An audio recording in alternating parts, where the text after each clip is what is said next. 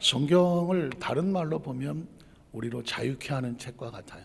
우리로 자유케 하는. 오늘도 말씀의 제목을 보면 한번 따라 하실까요? 다시는 종의 멍에를 매지 말라. 종은 뭐가 없나요? 돈도 없고 다 없지만 자유가 없어요. 종은 자유가 없습니다. 주인이 시키는 대로 해야 되는 게 종이거든요. 그러니까 성경 속에 우리에게 강력하게 외치고 있는 것은 뭐냐면 다시는 자유를 잃어버리고 종의 맹연을 매지 말라. 이게 우리 인생의 가장 중요한, 어쩌면 성경의 핵심적인 메시지와 같고, 예수님이 이 땅에 오셔서 우리를 왜 믿게 하시는가? 그것은 다시는 멸망하지 말고, 멸망이 뭐예요? 자유를 잃어버리는 거거든요. 영생을 얻게 하려 하심이라. 영생은 영원한 자유죠. 영원한 자유. 생명은 자유해야 생명입니다. 생명이 갇히면 그건 죽는 것마다 못하다, 뭐 그런 고백을 하죠. 갇힌 생명은 죽은 것만도 못합니다. 그래서 생명은 자유해야 되는 거죠. 그래서 오늘 말씀에 다시는 자유를 잃어버리는 종의 멍에를 매지 말라, 이런 말을 하는 것입니다. 여러분 혹시 이거 어려운 영어 노래인데 아실까요? 그래도 제법 영어로 하니까 팝송일까? A, B, C, D, E, F, G. 혹시 아십니까?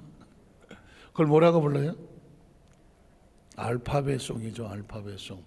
제가 A, B, C, D, E, F, G 뭐 더 길게 안 하겠습니다만은, 인생은 혹시 들어보셨겠지만 A, B, C, D 네 개 단어도 아니죠. 철자죠. 그 중에 A도 빼버리고, A 빼버리자. A 빼버리고 B, C, D가 있는데 B와 D 사이에 C다. 제가 여러 번 말씀드렸습니다. 굉장히 중요한 거예요. 인생은 B와 D 사이에 C가 있어서 C다라는 이야기를 합니다. 뭐 다 아시겠지만 B는 birth라고 말하는 Happy birthday to you 할 때 출생을 얘기하는 거죠. 인생은 전체적으로 출생을 합니다. 출생. 그죠? 태어나야 뭘 하지 않겠습니까? 그래서 인생은 태어남으로부터 시작하죠. birth입니다. 이제 태어남이죠. 그 다음에 C는 넘어가고 D가 있습니다. 그럼 birth가 있으면 뒤가 뭐가 있어요? death가 있는 거죠. death. 또는 die, 죽음이 있다는 거죠. 인생은 결국 태어나서 죽는 거죠.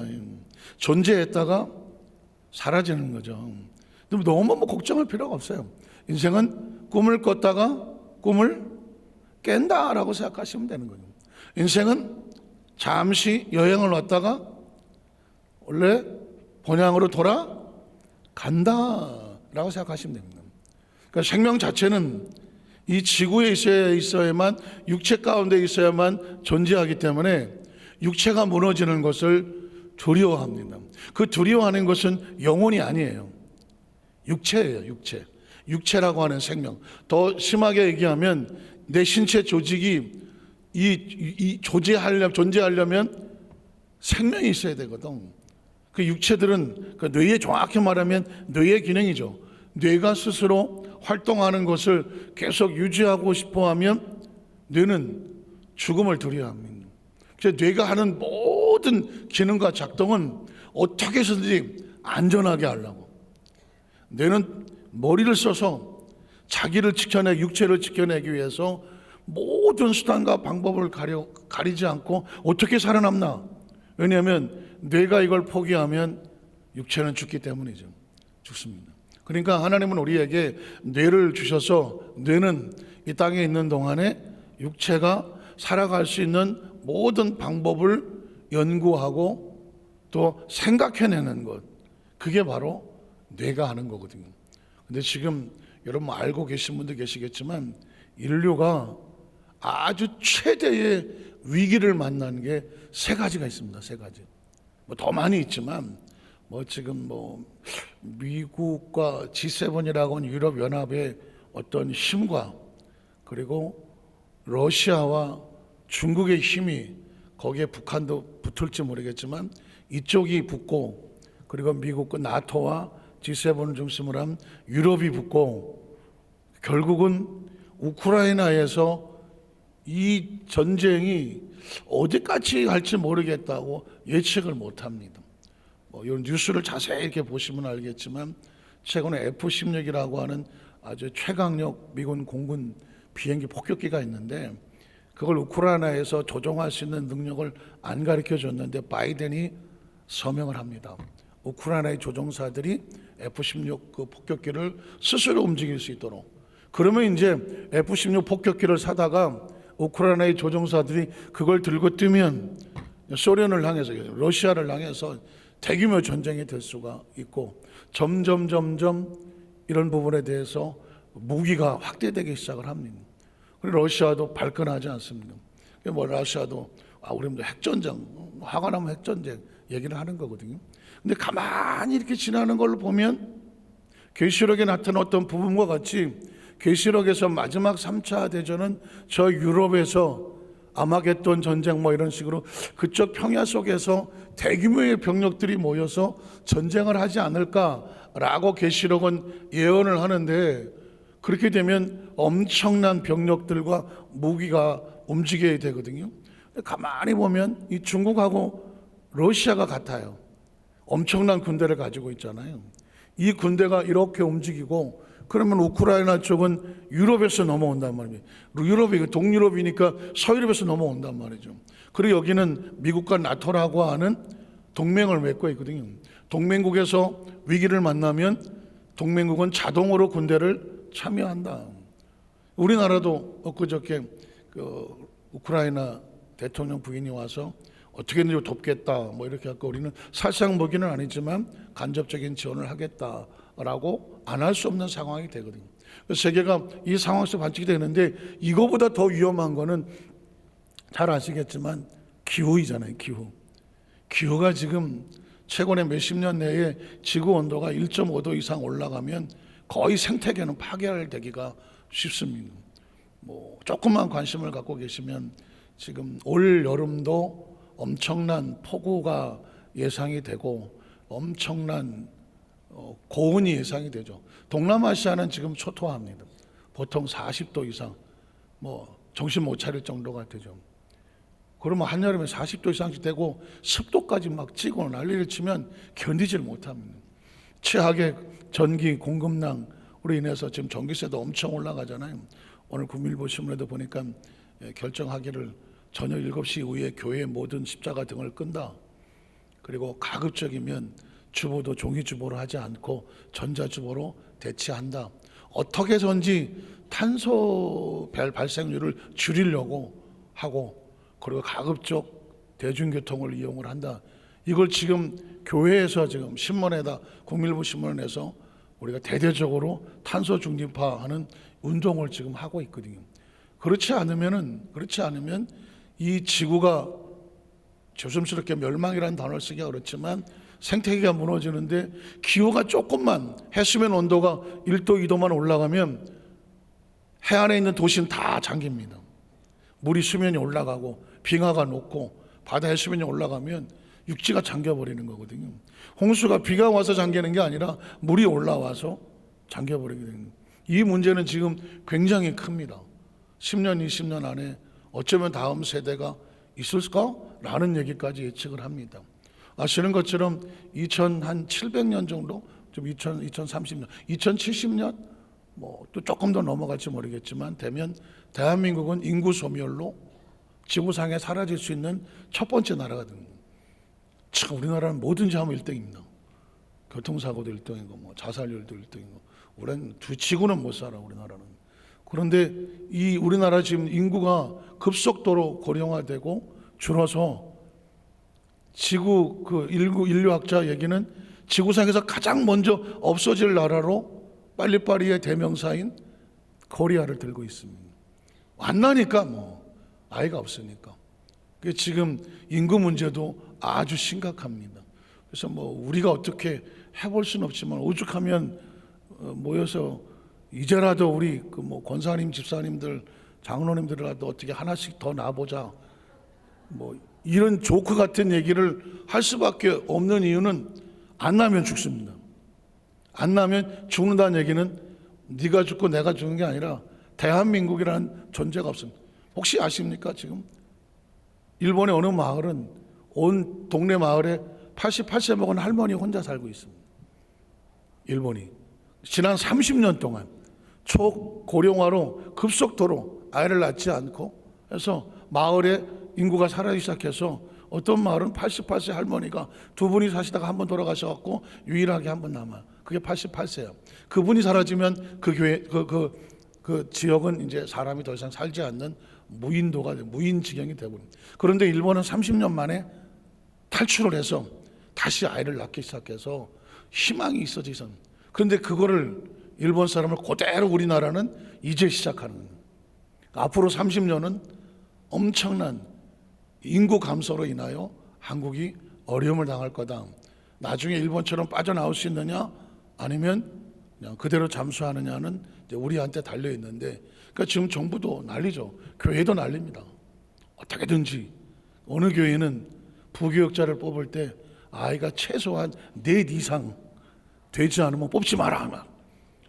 뭐 그러고 장로를 세울 때 그 자식이 뭐 5명 이상 안 되면 장로 세우지 마라. 우리 조크잖아요. 조크. 분명 조크예요. 근데 이 우리나라의 가장 급선무는 뭐냐? 자녀입니다. 자녀입니다. 이 이야기는 그만큼 심각하다는 것입니다. 그런데 이거보다 더 심각한 게 있습니다. 더 심각한 것은 뭐냐면 AI입니다.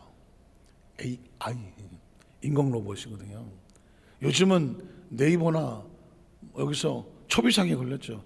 요즘 우리는 초등학교 아이들도 뭘 물어보면 그 네이버에 다 나와요. 어떤 선생님이 뭘 가르쳤더니 아이가 보더니 네이버에서 얘기한 거하고 선생님이 달라요.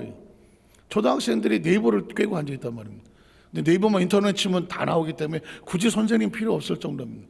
그런데 이제는 네이버를 안 찾습니다. 네이버 검색률이 50%로 줄었습니다. 어딜 찾을까요? AI를 찾습니다. 저한테도 핸드폰에 AI 가입하시겠습니까? 그래서 이게 웬 떡이지? 회원 가입하려고 했더니 한 달에 4만 원입니다. 한 달에 4만 원. 에이, 취소. 아직 제가 필요성을 못 느끼니까 취소 이렇게 했지만 이게 이제 어느 정도 광고가 붙고 어쩌다 보면 지금 네이버처럼 무료로 AI를 요즘 영어로 검색하고 영어 다음으로 많은 언어가 있는데 두 번째로 한 게 한글입니다. 한글이 어마어마하게 지금 전세에 영향을 미치고 있기 때문에 영어 다음으로 검색할 수 있는 언어를 선택한 게 한글입니다. 한국 사람 한글로 치면 번역이 다 돼서 한글로 답이 나옵니다. 어제 혹시 뉴스 보시면 아시겠지만 AI가 가짜 뉴스를 만들었습니다. 근데 그 가짜 뉴스가 너무 똑같아갖고 전 세계 주식이 확 주저앉을 뻔했습니다.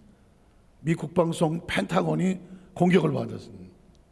사진을 갖다 올렸는데 너무 사실 같아갖고 진짜인 줄 알고 다 주식을 팔고 막 난리를 쳤습니다. 근데 보니까 가짜였습니다. 지금 뭐가 걱정이냐? 이 AI가 초 AI가 등장할 겁니다. 초 AI, 울트라 슈퍼 파워가 나오는 겁니다. 그러니까 인간의 가지고 있는 지능과 능력을 초월하는 AI가 나옵니다. 얼핏 예전에 그런 얘기 생각나십니까? 마지막 적 그리스도가 슈퍼컴퓨터가 될 거다. 슈퍼컴퓨터가. 옛날만 하더라도 컴퓨터야 뭐 사람이 조작을 해서 하지 않는 한 지가 스스로 못 움직이거든요. 근데 지금 AI는 인공 자동입니다. 지가 스스로 옮깁니다. 스스로 딥 러닝이라고 그래갖고 계속 자기를 업그레이드를 합니다. 어느 순간에 인간의 통제를 넘었으면 인간이 감당할 수 없는 슈퍼 최상급 AI가 나옵니다. 그게 소위 말하는 제 얼핏 생각에 엔티크라이스트라고 하는 적 그리스도가 될 수도 있겠다. 왜냐하면 지금 우리가 쓰는 인터넷, 집안에 있는 사물 인터넷이 없으면 그냥 주저앉죠. 얼마 전에 몇 개월 전인가 작년인가 카카오톡이 먹통이 되자 나라가 안 움직였습니다. 카카오톡이 먹통이 됐는데 며칠 동안 나라가 스톱이 됐다니까요. 그건 뭐냐면 그거를 쥐고 있는 어떤 초고급 슈퍼 AI가 등장해서 그런 모든 것들을 통제하면 이미 우리의 모든 정보는 다 거기가 가지고 있잖아요. 그러니까 AI가 시키는 대로 움직일 수밖에 없는, 아니면 뭐 먹고 살지도 못하고, 뭐 자동차도 자율이 나오죠. 모든 뭐 전기 뭐 다 자동이거든요. 그 자동한다는 얘기는 인간의 권한을 넘어간 거거든요. 거기서 스톱을 시켜버리면 꼼짝 못. 지금은 전쟁도 다 자동으로 합니다. 전자로 하고 컴퓨터로 합니다. 거기 스톱을 시켜버리면 탱커도 안 움직이고 비행기도 안 움직이고 전자 항공망이고 모든 것, 산업 시스템, 경영 모든 자료 다 날아가 버립니다. 그리고 인간이 AI에게 복종할 수밖에 없는 그런 시기가 올 수도 있겠다. 그래서 지금 개발했던 사람들이 무슨 얘기를 하냐면, AI고 브레이크를 걸어야 돼. 이거를 인간의 그 통제를 완전히 벗어나면 그건 인간을 공격할 수 있는 무기가 될 수 있고 인간은 대항할 수 없다. 그래서 어떻게 브레이크를 걸어야 한다고 AI를 만든 사람이 지금 스톱을 하고 있습니다. 근데 이게 과연 될지 안 될지는 아직 아무도 모릅니다. 제가 이런 얘기를 드리는 것은 현재 돌아가고 있는 뭐 정치는 뭐 할 얘기가 별로 없고, 경제가 그렇고 문화가 그렇고 과학이 그렇고 기후가 그렇고 이 모든 것들은 우리의 생명과 관련이 있습니다. 생명과. 그러니까 끊임없이 우리는 인간은 자유하기 위해서 이런 것들을 만들었지만 결국은 이런 것들이 인간의 자유를 뭘 하느냐? 자유를 제어하기 시작하고 결국은 생명을 위협하기조차 하는 겁니다. 제가 처음 말씀드렸죠. 인간이라는 벌스라는 출생과 death, die, 죽음 사이에 C는 뭐냐? C가 초이스라고 하는 겁니다. 초이스는 뭐냐? 선택입니다. 한번 따라하시겠어요? 선택. 인간의 죽고 사는 것은 뭐에 달려 있냐면 선택에 달려 있습니다. 선택. 무엇을 선택하느냐. 지금 어떻게든지 인간이 가지고 있는 그 모든 지적 영역의 자유와 많은 어떤 것을 얻기 위해서 AI라는 인공 로봇을 또 이런 것들을 인공 시스템을 만들었는데 그게 인간의 자유를 오히려 옥죄할 수 있다고 느껴지니까 브레이크를 걸어야 되겠다는 생각도 선택입니다. 만약에 이걸 누군가가 나쁜 쪽으로 선택을 해버리면 진짜 위험한 일을 만날 수 있습니다. 탄소 중립 기후도 지금 위기를 만나서 선택해야 됩니다. 우리가 지금 그까짓 거 나 하나 쓴다고 뭐 되겠어? 선택하지 않으면 뒤돌아봤더니 모든 사람들이 같이 위기를 당하고 결국은 우리 다음 세대의 미래가 있을까? 이건 지금 현재 우리의 선택에 달려 있습니다.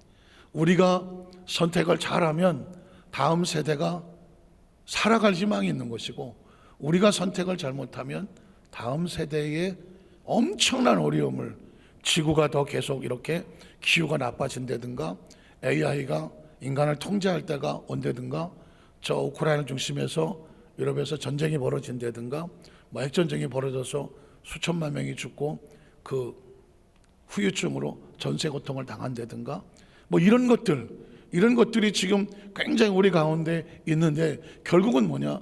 선택이죠. 선택입니다. 그래서 우리가 예수를 믿고 구원을 받는 것도, 믿는다는 것도 선택이거든요. 선택. 이게 삶 속의 선택을 얘기했다면 궁극적으로 이 영혼은 어떤 자유가 필요하냐?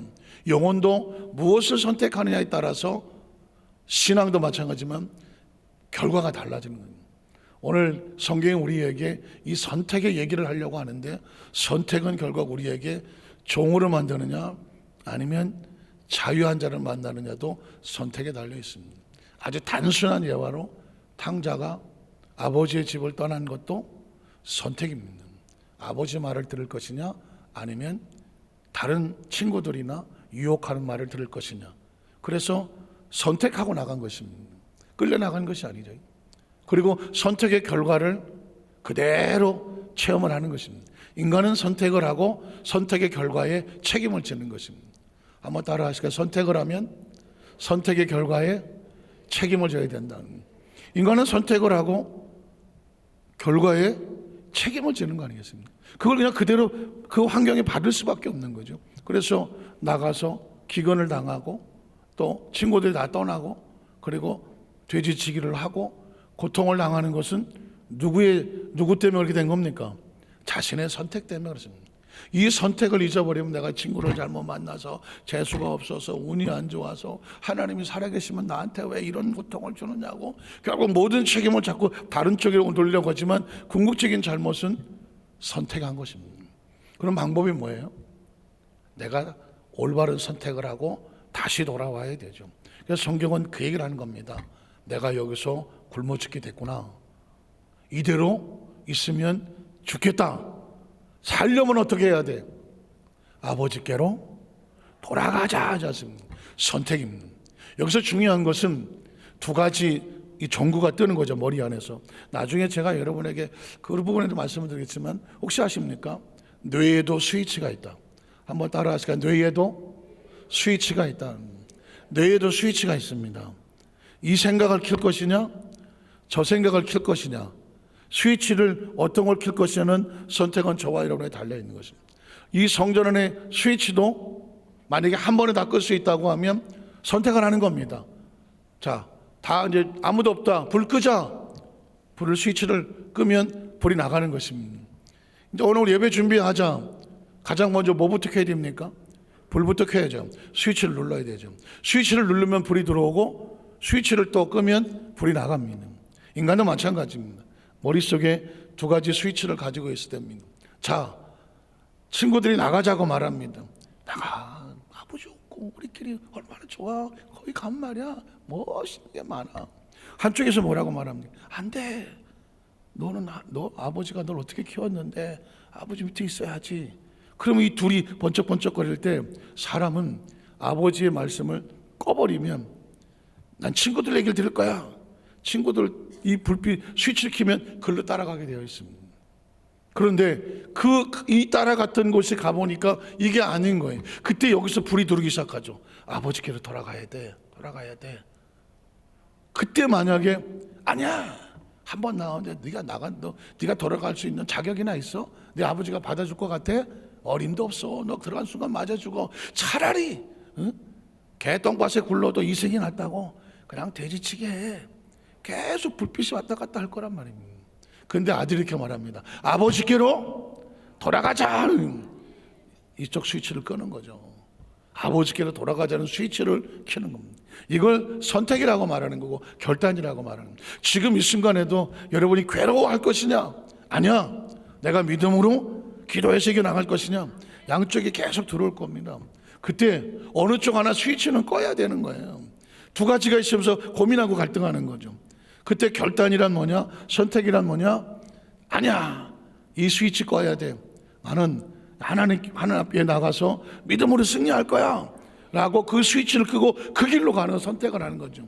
그래야 그곳에 사는 길이 있는 겁니다. 아들이 살 수 있었던 이유는 딱 하나, 아버지께로 돌아가자. 그러니까 돌아가는 겁니다. 이 불빛이 있는 대로 돌아갔더니 아버지는 기다리고 있는 거죠. 아버지도 왜 여기 스위치가 없었겠습니까? 이 자식이 나를 배신하고 나를 나갔어. 내가 자식을 잘못 키웠구나. 에이, 잊어버리자.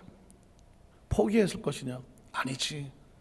얘는 언젠가는 다시 돌아올 거야. 밤마다 문 열어놓고 나간 자식을 기다리면서 아들이 왔을 때 문이 잠겨 있으면 얼마나 아이가 또 실망하고 또 돌아갈까. 아이가 왔을 때 내가 기다리고 있는 내 모습을 보여줘야지. 밤마다 문 열어놓고 또 높은 산 꼭대기에 올라가서 아들이 오는 모습을 먼저 보고 먼저 달려가야지. 이 머릿속에 두 가지 스위치가 왔다 갔다 하는 거죠. 아버지는 이 스위치를 켜었기 때문에 기다리고 있는 겁니다. 그러니까 크리스찬은 항상 세상에 불이 반짝반짝거리고 하나님 말씀의 불이 반짝반짝거릴 때 뭘 선택하실 것이냐? 왜 우리가 기도하는가? 왜 말씀을 듣는가? 우리가 왜 성령 충만하려고 몸부림을 치는가? 이 스위치를 켜려고 하는 것입니다. 스위치를 켤 수 있는 힘은 힘으로 안 되고 능으로 안 되지만 하나님께서 성령님께서 우리 안에 이 스위치 켜야 돼 깨우쳐 주시는 거예요. 지혜를 주시고 총명을 주시고 모략을 주시고 우리 가운데 하나님을 아는 힘을 주셔서 늘 올바른 선택을 하기 위해서 성령 충만이 필요한 것입니다. 성령 충만이 필요한 겁니다. 예수를 믿는다는 것은 다른 의미가 아니라 하나님 편에 설 수 있는 스위치를 켤 수 있는 능력을 얻는 것, 이게 예수를 믿는 겁니다. 오늘 그 말씀을 마음판에 새기고 예배에 나와 있는 것도 그냥은 안 나옵니다. 스위치가 예배 갈 것인가 아니야, 내가 지금 어떻게 할 것인가.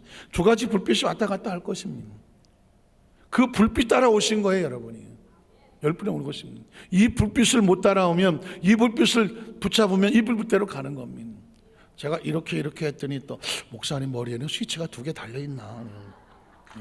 내 머리를 건드리지 마시고 또 와갖고 목사님 제가 어떻게 좋은지 목사님 스위치를 켜주세요. 내 머리에 스위치 켜지 말고 여러분 머리에 스위치를 켜시라고. 그래서 결국 인생은 B와 D 사이에 C다. C는 초이스예요.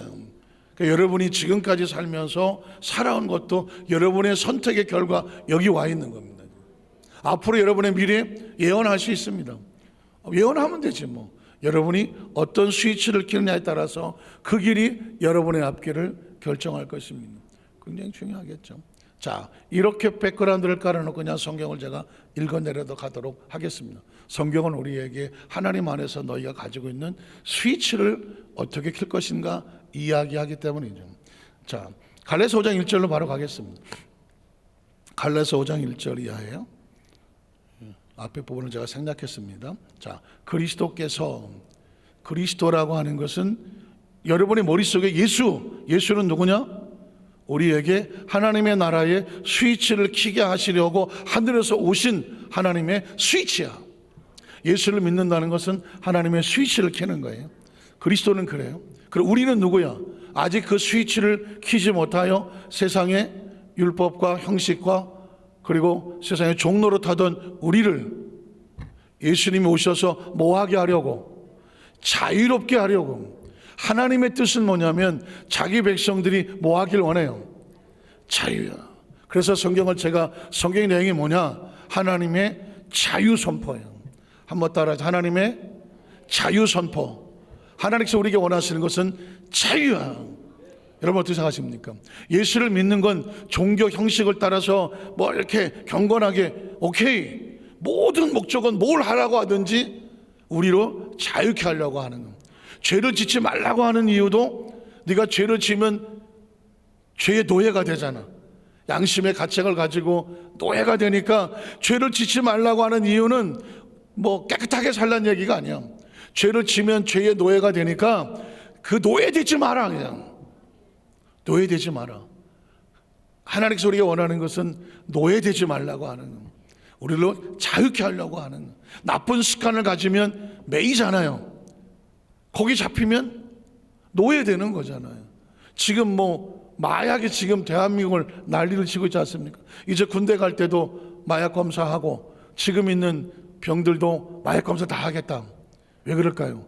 마약이 몸에 들어오는 이상 마약의 노예가 되는 겁니다. 마약의 노예가 돼.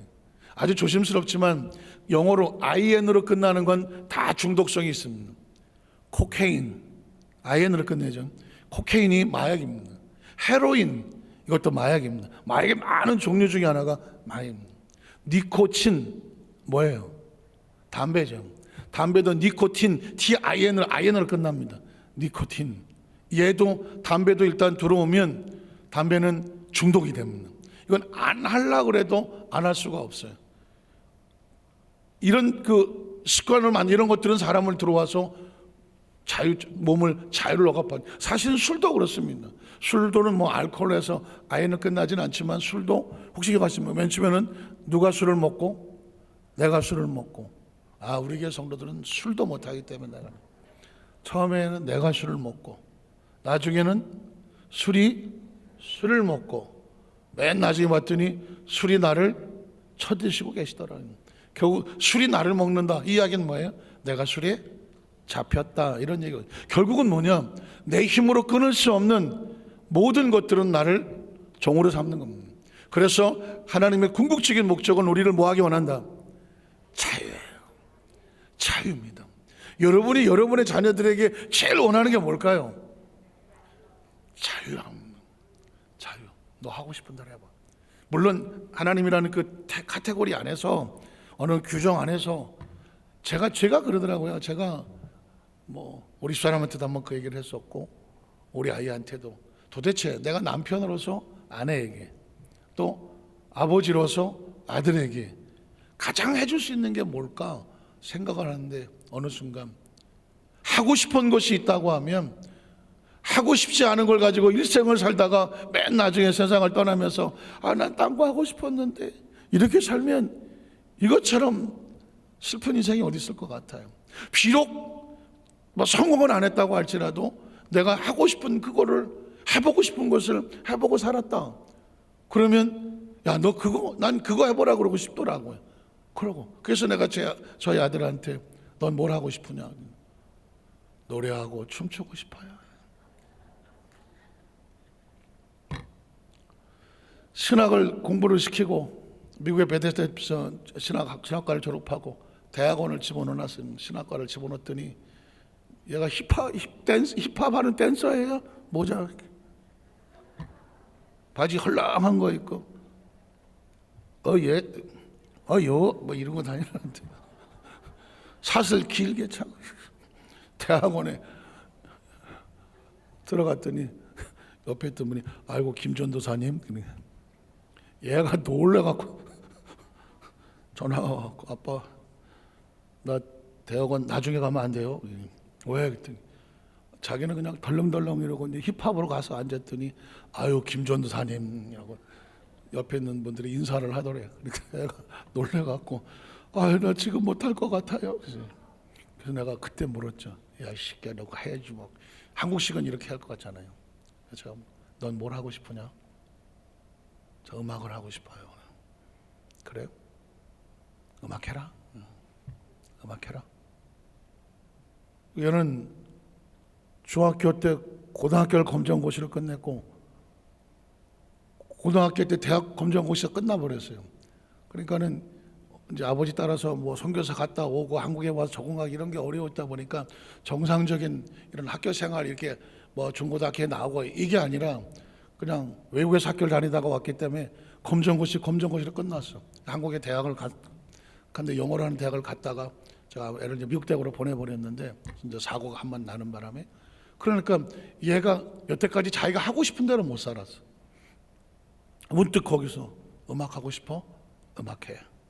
그래서 음악대학원으로 바꿔주고 그래서 여기까지 왔어요. 그러니까 누구 책임이에요? 내가 하라 그랬으니까 장가 안 가냐? 음악을 좀 더 하고 싶어요. 그래 해라. 할아버지 늦게 되면 어떠냐는. 근데 제 마음속에 아이에 대한 생각은 모르겠어요. 저는 군대식으로 자라서 막 군대식 훈련받고 여기까지 이렇게 오면서 제가 하고 싶은 것을 해본 적은 별로 없어요. 지금까지 보니까 우리 시대 사람들은 그렇겠지만 그런데 제가 그래서인지 모르지만 제 아이한테는 네가 하고 싶은 거 해봐. 어느 날도 우리 사람한테 뭐 사모 역할을 하고 오느라고 자기 시간이 별로 없었잖아요. 제가 공부를 해도 되겠냐? 공부해. 우리 김성희 총장님께서 아유 목사님 그 강사모 그 거안에서 일하게 하려고 그러는데 어때요? 제가 뭐라 그래? 총장님 마음대로 하십시오. 그래갖고 이제 고아원 사역을 벌써 20년 넘게 하고 그리고 이제 박사의 공부도 하고 할 때 제 머릿속에 더라고 인간이 전체적으로 땅에 태어나서 자기가 하고 싶고 할 수 있는 기회가 있다면 해보시라. 느낌은 하나입니다. 자유. 하나님 안에서의 자유. 저는 우리 성도님들에게도 하고 싶은 어떤 것들이 마음에 있다고 하면 하나님 안에서입니다. 하나님 안에서 여러분이 가지고 있는 꿈을 평생 가슴에 누르고 힘들면서 아유 내가 누구 때문에 못했다라는 것보다는 도전하고 꿈을 꾸고 시도해보고 뭐 굳이 성공 안 해도 됩니다. 내가 하고 싶었던 거를 시도해봤다고 하는 것에 대한 그 엄청난 희열이 있거든요. 그래서 계속 도전해서 하시라. 하나님께서 우리에게 원하는 딱 하나는 뭐냐면 우리가 뭐 깨끗하게 살고 경건하게 살고 착하게 살고 뭐 우리가 생각하는 그런 이슈도 있겠지만 성경은 우리에게 너 하나님 안에서 말씀 안에서 제일 먼저 중요한 건 자유해라. 우리가 자유하지 못해.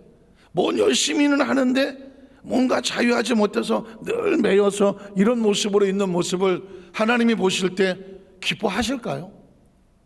저는 저희 아이를 춤을 추게 할 때 이유가 있었어요. 얘가 이제 초등학교를 미국에서 나오고 제가 한국에 귀임을 하는 바람에 이 아이를 놓고 올까 데리고 올까 막 하다가 애를 못 놓겠더라고요. 혼자 어떻게 놔둬요. 그래서 뭐 영어도 좋고 미국 대학도 좋지만 다 필요 없고 끌고 들어왔어요. 들어왔는데 한국말이 서투른 애를 어디다가 집어넣냐고. 길거리에서 내가 진짜 애 보낼 학교를 찾느라고요 이틀을 울고 다녔어. 부모 따라서 한국에서 미국을 갔고 미국에서 초등학교 졸업하고 거기서 놔뒀으면 되는데 걔를 데리고 들어왔는데 갈 데가 없어. 미국 초등학교를 나온 애가 한국에 갈 데가 없더라니까. 그래서 길거리에서 하나님 어떡하냐고, 아이를, 얘는 학교를 보내야 되는데 일반 학교 집어넣을 수가 없어. 한국말이 딸려가고. 그래서 고민하고 하다가 외국인 학교가 의정부에 있어서 거길 또 달려가 봤어. 다행히 갔더니 거기서 선교사 출신들은 학비를 뭐 50% 이렇게 감매해 준다 그러고 대신에 또 울었어. 거기서 학력 인정이 안 된대. 이놈의 자식을 학력 인정도 안 되는 놈 만들 수는 없나. 어떻게 하냐. 검정고시 보래. 한국말 모르는 놈을 무슨 검정고시를.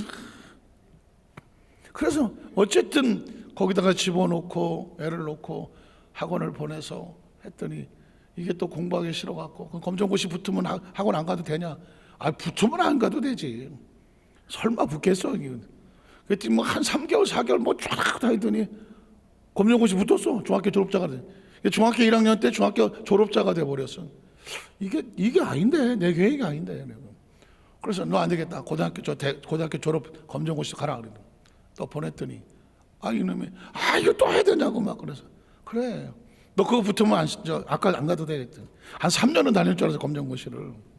그때 한 6개월 나이더니 또 시험 보러 간다 하더니 또 덜커덕 됐어. 중학교 2학년인가 3학년짜리에 고등학교 졸업자가 돼버렸네. 그래갖고 또 뭐 고등학교 1학년 또 오지 국제학교 보내다가 2학년 때인가 뭐 대학 다니기가 쉽지 않아. 고등학교 다니기 쉽지 않대. 거기서 잘 안 가르쳐 준대. 너 대학 갈래? 그랬더니 신기하게 또 고등학교 2학년 때 걔가 고등학교 졸업자가 됐으니까 영어로 가르치는 대학이 하나 있더라고요. 거기 가서 또 들어갔어. 그래서 제가 이렇게 보면서 아까 말씀드렸지만 얘는 제가 시키는 대로 하며 살아왔기 때문에 스스로 뭐 선택할 수 있는 게 없었어. 애가 눈깔이 맨날 밤이면 맨날 컴퓨터 게임이나 하고 있고, 애가 기뻐하는 거란 뭐냐? 아빠 내가 컴퓨터를 했는데 게임을 했는데 내 밑으로 많아요. 뭐 그래 좋겠다야.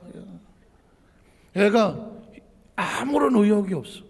그러다가 제가 길거리에서 힙합 아카데미 뭐 이런 이렇게 학원 간판을 봤어. 이 자식이 춤을 좋아하면 좀 눈깔이 돌아올까? 맨날 뭐 밥 먹었냐? 에이. 뭐 별일 없냐? 에이. 그러니까 애가 충격을 받아갖고 한국에 와서 이 충격 때문에 탈출과 밤마다 밤새서 게임하는 거예요. 이걸 어떻게 살리나? 그래서 제가 축구하는데 데리고 나갔어. 한 15분 뛰더니 가슴을 쥐어잡고 못 뛰겠어요. 체력도 안 돼. 눈깔도 똑바로 못 떠. 애가 빌빌하고 이러다가 사람을 잡겠더라고요. 그래서 그 힙합 아카데미가 있어. 얘가 가만히 보니까 컴퓨터 앞에서 맨날 음악을 듣더라고요. 그래서 얘가 음악을 좋아하니까 야, 너 힙합 아카데미 있는데 한번 그런 거 배워볼래? 했더니 배워도 돼요. 너 네가 좋으면 해보지. 그래서 이제 거기를 제가 찾아가서 제가 학원에 등록을 해서 걔를 오픈하는데 한번 가서 해봤어. 그런데 얘가 뭐 이런 놈이 가갖고 여자 강사가 처음에 시범을 보이는 거예요. 몇 놈이 와서 따라서 하더라고. 근데 제가 뭘 봤냐면 맨날 밤에 게임하고 허여갖고 낮에 받으면 이러던 놈이 춤을 딱 추는데 내가 봐도 엉거주춤한데 춤을 추는 순간 눈이 팍 하고 빛나더라고. 제가 바깥에서 보니까 얘네가 눈이 팍 하고 살아나오더라고. 네, 끝나고 나와서 할만하냐? 좋은데요? 그래? 카드 6개월을 긁었어. 6개월. 그래서 걔네들 댄서 사이에서는 제가 전설적인 사람들. 보통 댄서들은 부모들이 이게 하지 말라고 막 그래갖고 숨어서 아르바이트 해갖고 그 학원비 내는 거예요. 그래서 저는 카드를 6개월을 거기서 긁고, 왜냐면 내가 마음이 변할까봐. 그래서 시켰어요. 그랬더니 얘가 이제 운동을 하려면, 춤을 추고 뭐 하려면 체력을 길러야 돼. 하고 싶은 일이 생기니까 눈깔이 이렇게 삐졌던 것이 똑바로 들어오고 애가 열심히 하더라고. 결국은 제가 하게 해서 하지 말란 말을 못해. 제가 끌고 와서. 근데 제가 지금 무슨 얘기를 하고 싶어 하냐면, 부모가 원하는 것은 자식의 눈에 눈빛이 번쩍거리는 거예요. 자기가 좋아하는 걸 찾아서 뭔가 하고 싶어하는 의욕이 생기고 그 목표를 향해서 달려나가는 그 모습을 보는 거예요. 하나님이 우리에게 원하는 건 뭘까? 저는 어려서부터 장로교에 자라서 어쨌든 그냥 모범적으로 신앙생활하고 어쨌든 이런 게 하나님 원하시는 걸까? 그럴 수도 있겠는데, 성경을 계속 같이 파고들어가 또 만나는 가운데 하나님은 끊임없이 우리에게 강조하고 있는 단어는 뭐냐면, 예수 그리스도 안에서 너희가 하나님 안에서 너희 자신을 빛나게 하고 아름답게 하고 소중하게 하고 기뻐할 수 있는 그 어떤 거를 찾아서 너희가 기뻐하는 걸 좋아하는 거예요. 우리가 기뻐하는 거를 하나님이 기뻐하시는 거죠. 아시겠습니까? 매일 우리가 맨날 자기 의사도 없이 그냥 맨날 이러고 다니면서 그냥 시키는 대로만 이렇게 갖고 와서 애가 눈깔이 초점도 없고 이러는 게 아니라, 여러분이 하나님을 정말 찬양을 해도 기뻐하고 뭘 해도 막 빛이 번쩍번쩍해서 기뻐하고 흥분할 수 있는 그런 신앙의 어떤 모습을 하나님 안에서 보여주신다면, 하나님은 그걸 원하신다면, 그걸 아마 듣도 보도 못한 이야기실 거예요. 그런데 여러분이 하나님 말씀 안에서 하나님이 나를 보고 뭘 좋아하실까? 내가 무언가를 붙잡고 하나님 방법, 다른 세상이 아니죠, 하나님 방법 안에서 기뻐하는 그 어떤 모습을 본다면 하나님은 그걸 나를 보고 기뻐하실 거다. 남은 인생 어떻게 사시겠습니까? 하나님이 기뻐하는 것도 있는데, 그 하나님 안에서 여러분이 뭘 기뻐하는지를 한번 찾아보세요. 난 뭐 할 때 기쁜가? 찬양할 때 기쁜가? 요즘 몸 찬양 우리 하신 분들 이렇게 모집도 하는데, 난 막 몸으로 찬양할 때 기쁜가? 내가 봉사할 때 기쁜가? 아니면 전도할 때 기쁜가? 누구를 찾아가서 신방할 때 기쁜가? 아니면 누군가의 상담을 할 때 기쁜가? 누군가에서 대접을 할 때 기쁜가? 뭘 할 때 기쁜가? 영적인 어떤 부분 가운데 그 기쁨을 한번 찾아보세요. 그리고 그 기쁨에 여러분이 한번 푹 빠져보세요. 왜냐하면 그 기쁨에 빠져서 열심히 하시는 모습을 바라보시는 누군가가 있습니다. 그게 누굴까요? 하나님이죠. 그러면 하나님이 카드도 긁어주시고, 왜냐하면 자식이 기뻐하는 걸 보니까 그 순간에 계산이 안 되더라. 이유가 뭔지 아십니까? 저는 그래서 뭘 하든지 안에 하나님 안에서 내가 기뻐하는 모습을 하나님에게 보여드리려고, 알아서 다 보시겠지만 기쁘게 일을 하려고 합니다. 말씀을 해도 찬양을 해도 내가 목사라서 하는 게 아니라 기뻐서 하는 거예요. 말씀을 증거하는 것도 기쁘고, 말씀을 연구하는 것도 기쁘고, 말씀을 준비하는 것도 기쁘고, 찬양을 하는 것도 기쁘고, 기도회를 하는 것도 기쁘고, 성령 대망회를 하는 것도 기쁘고, 내가 기뻐서 하는 거고, 우리 성도를 만나는 것도 기쁘고, 예배하는 것도 기쁘고, 그냥 보기만 해도 기쁘고. 아까도 우리 수찬 찬양하니까 얼마나 마음이, 요즘 전도하러 다니시는 한 분 저기 와 있네. 수찬이 올 멤버가 와서 앉아 계시더라고. 그래서 야, 오늘 참 감사하다. 어떤 분들은 직장 생활을 해야 되는데 찬양팀 하고 끝나고 목사님 몰래 나가시더라고. 난 다 봤지. 얼마나 그것도 감사하냐고. 없는 시간을 쪼개서 찬양하는 모습을 보면 제가 보기에도 눈물이 나는데, 하나님 보시면 얼마나 눈물 나시겠습니까? 나머지는 제가 한번 읽어보겠습니다. 자유롭게 자유를 주셨으니 그러므로 굳건하게 흔들리지 말고 다시는 종의 멍에를 하지 말라, 매지 말라. 다시 옛날로 돌아가지 마라. 세상으로 돌아가지 마라. 다시 미움으로 돌아가지 마라. 원망으로 하여튼 나를 묶어놓은 부정적인 곳에서 다시는 글로 들어가지 마라. 기쁨과 자유와 평안으로 하나님 은혜 속으로 들어오고, 들어왔으면 지켜내라. 그 기쁨을 잃어버리지 마라. 천국은 영혼의 기쁨이 넘치는 곳이고, 지옥은 기쁨을 잃어버린 것입니다.